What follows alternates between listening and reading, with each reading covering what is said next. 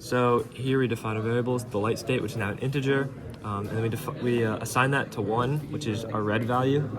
and then we assign the intertactile, and then we do our for loop. So if we get the 10% chance of the button being pressed, then if the light state is equal to 1, we set it to light state equals light state plus 1, so that should be 2 now, and then we output red. And then if it's pressed again, now that it's 2, it becomes light state plus 1, and then outputs yellow.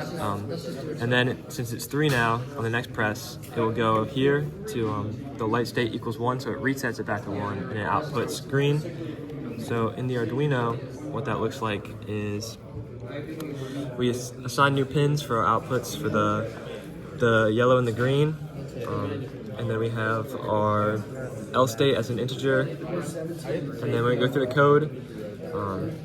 if the tactile is pressed, it should be, if it's 1, it sets the red to high and then all the others to low, and then it adds 1 to the light state. And then the same is for 2, it sets the yellow to high, all the others to low, and adds 1 to the light state. And then on the last one, the green, it sets the green to high, and then it resets the light state to 1, and then we have a delay at the very end. So then on the Arduino, if we run that, we should see it goes on to red first, and then yellow, and then green.